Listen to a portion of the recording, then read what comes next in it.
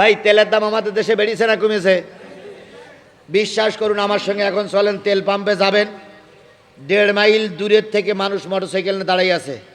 1.5 mile, 1 mile, half kilometre, 1 kilometre দূরে দাঁড়াই মানুষ কি পাচ্ছে না। আর আমাদের দেশের কিছু মন্ত্রী এমপিরা বলতেছে তেলের কোনো সংকট নেই। ওদের কথা দেখে ভুতুম পেশাও হাসে, যে ভুতুম পেশারা এসি রুমি থাকে, তো এই জন্য ভুতুম পেশারা দেশের খবর রাখে না। দেশ একটু ঘুরে দেখো, তেলের জন্য হাহাকার চলছে। কথা বলেন ঠিক না বেঠিক?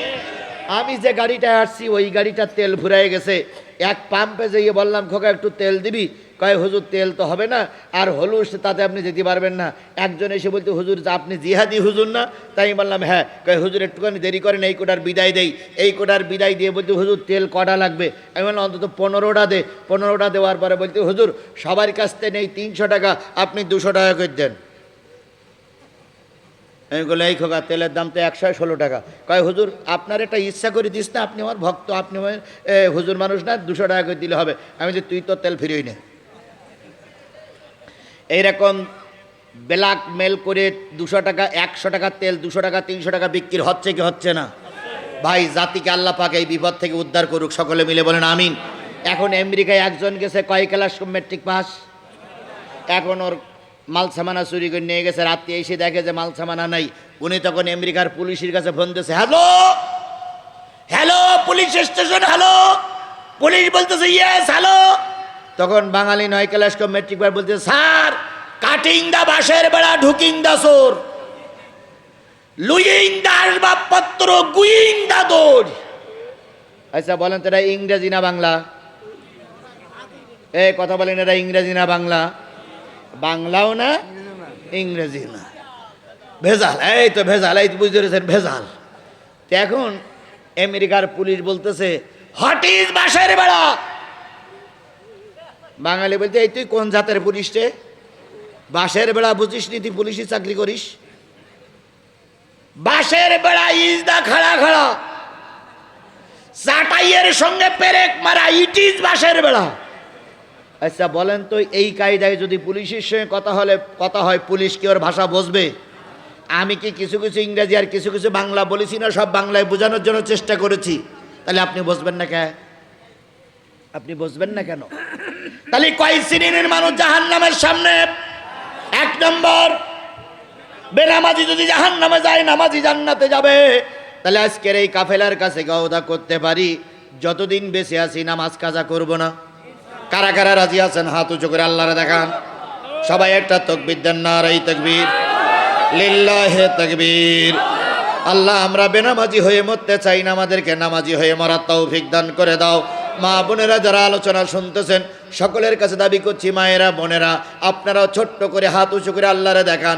যতদিন বেঁচে থাকেন নামাজি হবেন, আপনার মৃত্যুর সাথে সাথে আল্লাহ জান্নাতের মেহমান বানিয়ে দেবে। সকলে মিলে বলেন আমিন। তাহলে নামাজিরা জান্নাতে যাবে, বেনামাজিরা কোথায় যাবে? এবার 2 নম্বরে, সাদাবাজি, গরিবের মাল খাওয়া পার্টি কোথায় যাবে? তাহলে আমরা গরিবের মাল খাবো না, কাউকে খেতে দেব। তাহলে আমরা নিয়ত করব গরিবের মাল খাবো না, সাদা তুলবো না, সাদা তুলতে দেব না। এই নিয়ত কি আপনারা করতে পারবেন? ইনশাল্লাহ বলেন, ইনশাল্লাহ বলেন। 3 নম্বর, দিন কায়েমের পক্ষে থাকতে হবে। দিন কায়েমের বিপক্ষে গেলে যত বড় হুজুর হও, যত বড় সভাপতি সেক্রেটারি হও, যত বড় বক্তা হও, আল্লাহ ক্ষমা করবে। এই জন্য নিয়ত করব দিন কায়েমের পক্ষে থাকব ইনশাআল্লাহ। 4 নম্বর, ওই জান্নাতীরা বলতেছে বুঝলাম 3 গ্রুপের পরিচয় পেলাম। এবার 4 নম্বর লাইনে তোমরা দাঁড়ায় আছো, তোমরা কারা গো? তোমাদের সঙ্গে নারীও আছে, পুরুষও আছে, তোমরা কারা? ওরা তখন উত্তর দিচ্ছে, ওয়া কুন্না নুকাযযিবু বিয়াউমিদ্দিন।